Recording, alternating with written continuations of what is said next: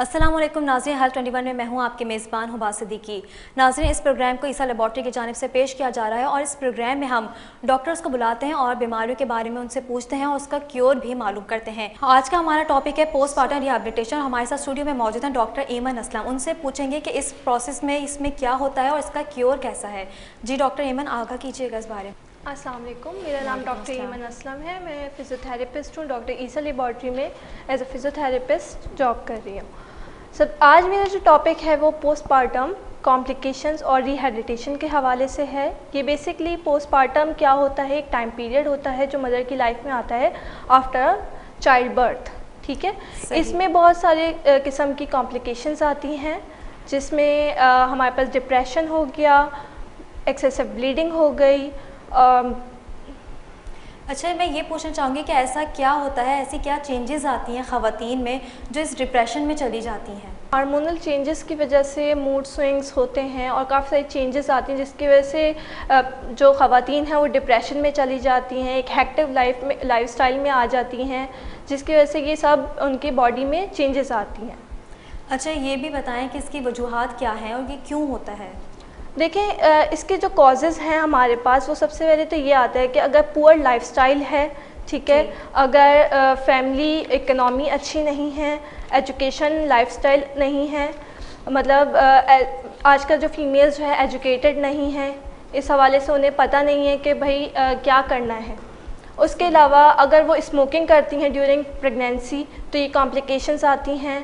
उसके अलावा हमारे पास आता है कि यंगर एज, अगर यंगर एज में मदर्स हैं तो उसमें भी बहुत सारी कॉम्प्लिकेशंस हो जाती हैं और उन्हें पता नहीं होता कि इस चीज़ को कैसे कोप करना है, कैसे डील करना है इस चीज़ से। अच्छा, तो इसके सिम्टम्स क्या हो सकते हैं? कैसे पता चलेगा कि बंदा जो ख़वातीन है वो पोस्टमार्टम रिहैबिलिटेशन का शिकार है? देखिए, इसके सिम्टम्स सिंपल जो है ना, डिप्रेशन हो सकता है। उसके अलावा देखिए हमारे पास ये आती है कॉम्प्लिकेशन, एक सीवियर कॉम्प्लिकेशन में हमारे पास ब्लीडिंग आती है। ठीक है, ब्लीडिंग डिसऑर्डर आ जाता है जिसकी वजह से एनीमिक हो जाती हैं। इसमें तो लाइफ थ्रेटनिंग इशू भी आ जाता है। उसके अलावा यूरिनरी इनकॉन्टिनेंस, बावल इनकॉन्टिनेंस आ गया हमारे पास, जैसे कि कॉन्स्टिपेशन हो गया, लो बैक पेन है, थोरेसिक पेन है, सर्वाइकल पेन है, ये सब चीज़ें आती हैं। उसके अलावा पेल्विक फ्लोर डिसफंक्शनिंग हो जाती है, मसल्स जो है वीकनेस में चले जाते हैं और इस तरह के और मसले मसाइल होते हैं जो ख़वातीन काफ़ी चीज़ें जो है फेस कर रही होती हैं। अच्छा, इस फेज़ में कितना टाइम पीरियड लगता है, मतलब कितने पीरियड तक? देखिए, ये जो है हमारे पास पोस्टमार्टम कॉम्प्लिकेशंस जो होती हैं वो बेसिकली 6 to 8 वीक्स तक की होती हैं, लेकिन ये होता है कि कुछ केसेस इतने डिफ़िकल्ट होते हैं तो ये लॉन्गर पीरियड में चली जाती हैं। अच्छा, ये भी बताएं कि ये तमाम ख़वातीन में होता है या सिर्फ कुछ ख़वातीन में होता है? ये देखें, इस फेज से तो हर मदर गुजरती है। ठीक है, तो 50 to 70% फीमेल्स इस कॉम्प्लिकेशंस का शिकार होती हैं, जिसमें से कुछ 15% ख़वातीन ऐसी होती हैं जो सिवियर केसेस में चली जाती हैं। अच्छा, मैं इस टॉपिक के बारे में स्टडी कर रही थी तो मैंने ये भी पढ़ा कि बेबीज़ ब्लूज़ के बारे में, उस हवाले से भी बताते हैं। जी, बेबी ब्लूज़ तो हुबा वही बात हो गई कि डिप्रेशन में चले जाना। इस चीज़ को, जैसे फर्स्ट चाइल्ड हो तो मदर जो है डिप्रेशन में चली जाती हैं, उन्हें नहीं पता होता इतना कि इस चीज़ को कैसे जो है कोप करना है, अपनी सेहत का कैसे ख्याल रखना है, और इस चीज़ में वो बहुत ज़्यादा निगलेक्ट हो जाती हैं। सही। अच्छा, ये भी डॉक्टर अनम बताइएगा, डॉक्टर ईमन बताते चलें कि क्या ये बहुत सीरियस मसला हो सकता है? बिल्कुल, अगर इसको निगलेक्ट किया जाए, इसका ट्रीटमेंट ना किया जाए, इस चीज़ का ख्याल ना रखा जाए तो ये सीवियर केसेस में भी चले जाता है। जैसे कि मैंने बताया कि लाइफ थ्रेटनिंग इश्यूज़ भी आ जाते हैं इसमें। सही, तो ये बेसिकली जो है हार्मोनल इश्यूज़ होते हैं कि मेंटल इलनेस नहीं कहलाया जाएगा?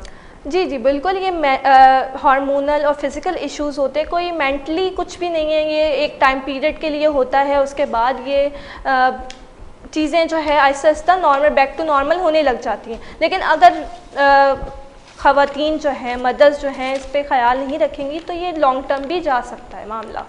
अच्छा, पोस्टमार्टम रिहैबिलिटेशन का क्या रिस्क है? रिस्क एंड फैक्टर्स की अगर बात की जाए तो वही, जैसे मैंने आपको कॉजेज़ बताए कि अगर लाइफस्टाइल अच्छा नहीं है, लाइफस्टाइल मॉडिफिकेशन की हमें बहुत ज़्यादा सख्त ज़रूरत है, जैसे कि एक्सरसाइज करें रेगुलरली, ठीक है, डाइट का ख़ास ख्याल रखा जाए, स्मोकिंग ना की जाए, अल्कोहलिज़म जो है इसको कंट्रोल मतलब किया जाए, ना हो बिल्कुल भी। तो ये सब चीज़ें अगर होंगी तो वही सब चीज़ें रिस्क फैक्टर। उसके अलावा रिस्क फैक्टर्स में हमारे पास डायबिटीज़ भी आता है, हाइपरटेंशन भी आता है, कार्डियक डिसीज़ भी आती हैं। ये सब जो है सब मिल मिला के ये जो रिस्क फैक्टर्स बन जाते हैं इस कॉम्प्लिकेशंस के लिए। अच्छा, इसमें फिजियोथेरेपी का कितना रोल है और क्या रोल है? फ़िज़ियोथेरेपी का तो मैं तो कहूँगी कि मेजर रोल ही फ़िज़ियोथेरेपी का है, ठीक है। मेडिकेशंस वगैरह जो हैं, जो भी ट्रीटमेंट है एक हद तक चलता है।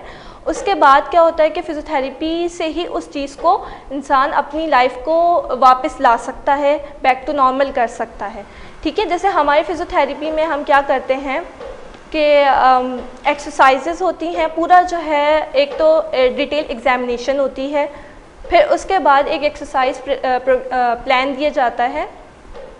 उसमें एक्सरसाइजेज़ हैं, कीगल एक्सरसाइजेज़ हो गई, स्ट्रेंथनिंग एक्सरसाइजेज़ हो गई, स्ट्रेचिंग एक्सरसाइजेज़ हो गई, तो ये सब जो है ना इंक्लूड होती हैं फ़िज़ियोथेरेपी में।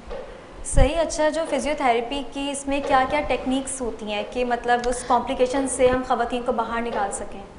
देखिए, फ़िज़ियोथेरेपी टेक्निक्स में हमारे पास जैसे मैनुअल टेक्निक्स आती हैं, जिसमें मैंने बताया एक्सरसाइजेज़ वगैरह होती हैं। उसके अलावा इलेक्ट्रोथेरेपी होती है, और हमारे पास आती हैं अल्ट्रासोनिक होता है, और कंट्रास्ट थेरेपी यूज़ होती है, जैसे कि हीटिंग एंड कोल्ड का कंट्रास्ट देके उसको किस तरह से जो है यूटिलाइज़ किया जाता है। सही, यानी कि इसको ओवरकम के जो तरीके हैं वो फिजियोथेरेपिस्ट से कंसल्ट किया जाए। फिजियोथेरेपी बिल्कुल बिल्कुल, फिजियोथेरेपिस्ट से ही डायरेक्ट कंसल्ट भी कर सकते हैं, ठीक है। फिजियोथेरेपिस्ट से कंसल्ट करें, वो डिटेल एग्जामिनेशन करेंगे, उसके बाद आपको प्लान बताएंगे कि, और प्लान भी देखें हर पेशेंट टू पेशेंट वेरी करता है, ठीक है। डॉक्टर एमन, अभी आपसे इस बारे में मज़ीद भी पूछेंगे, लेकिन अभी शामिल करेंगे एक ब्रेक। हमारे साथ रहिए।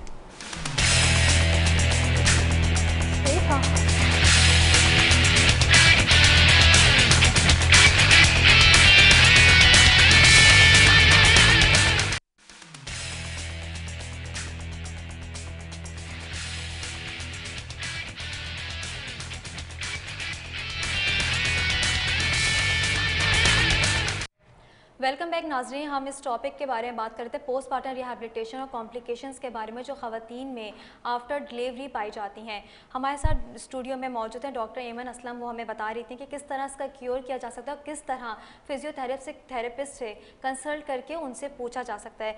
एमन, आप ये भी बताइएगा कि क्या सर्विसेज फराहम कर रहा है ईसा लैब इस हवाले से? देखिए, ईसा लैब में एक पूरा डिपार्टमेंट है फिज़ियोथेरेपी का, ठीक है। वहाँ पे फिज़ियोथेरेपिस्ट मौजूद हैं, आपकी फ़्लेक्सिबल टाइमिंग के हिसाब से भी मौजूद है। जैसे कि हमारे पे जो सुबह की टाइमिंग होती है 9 से 5 की टाइमिंग है, वहाँ पे फ़िज़ियोथेरेपिस्ट मौजूद हैं। उसके अलावा शाम 5 बजे से 10 बजे तक भी फ़िज़ियोथेरेपिस्ट मौजूद हैं, जो कि जिससे आप कंसल्ट कर सकते हैं, अपने मसले मसाइल आके बता सकते हैं, ट्रीटमेंट करवा सकते हैं। वो अच्छा सा आपको एक्सरसाइज प्रोग्राम और ट्रीटमेंट प्रोग्राम आपको प्रोवाइड करेंगे, जो आप यूटिलाइज़ कर सकते हैं। अच्छा, इस हवाले से क्या साइकोलॉजिस्ट और साइकेट्रिस्ट का भी किरदार है या फिजियोथेरेपिस्ट ही सही तरीक़ेकार है? देखिए, अगर हम मेंटली बात करेंगे तो उसमें साइकोलॉजिस्ट का भी किरदार है, लेकिन अगर हम फिज़िकली किसी चीज़ के बारे में बात कर रहे हैं कि अगर फ़िज़िकली कोई भी प्रॉब्लम आती है उन्हें, कोई भी स्ट्रेस है फ़िज़िकली, तो वो फिज़ियोथेरेपिस्ट से ही डायरेक्ट कंसल्ट करें। मैं बिल्कुल भी ये मशवरा नहीं दूंगी कि वो पहले साइकेट्रिस्ट के पास जाएं या किसी और डॉक्टर के पास जाके कंसल्ट करें, फिर फिज़ियोथेरेपिस्ट के पास आएँ। सही। इसको कम करने का जो तरीका है वो किस तरह किया जा सकता है, और आप लोग होम प्लान के बारे में ख़वातीन को क्या बताते हैं? देखिए, फ़िज़ियोथेरेपी का जो तरीका होता है, एक तो फ़िज़ियोथेरेपिस्ट खुद जो है जो ट्रीटमेंट प्रोवाइड करते हैं, उसके अलावा कुछ home based exercises, home plan exercises बताते हैं या टेक्निक्स बताते हैं, जिसमें हमारे पास आती है सेल्फ़ मैनेजमेंट टेक्निक्स हो गई, एक्सरसाइजेज़ होंगी जिसमें हमारे पास आ गई कीगल एक्सरसाइजेज़ आ गई, स्ट्रेंडिंग एक्सरसाइजेज़ आ गई, स्ट्रेचिंग एक्सरसाइजेज़ आ गई। ये सब चीज़ें एक प्लान बना के पेशेंट टू पेशेंट वेरी करता है, ठीक है। तो हर पेशेंट का अलग प्लान होगा, अलग फ़िज़िकल ट्रॉमा होगा, फ़िज़िकली जो भी उसका इशू है उस हिसाब से इस चीज़ को डिस्कस किया जाता है। सही। जो पोस्टमार्टम रिहैबिलिटेशन और कॉम्प्लिकेशंस हैं, इसका रेशो कितना है पाकिस्तान में? कितनी फ़ीसद ख़वातीन इसका शिकार होती हैं? जी मैंने पहले भी बताया था, इसमें जो है हमारे पास 50 to 75% फ़ीमेल्स जो हैं इस कॉम्प्लिकेशन से शिकार होती हैं, ठीक है, जिसमें से 15% ख़वातीन जो है सिवियर केसेस में चली जाती हैं।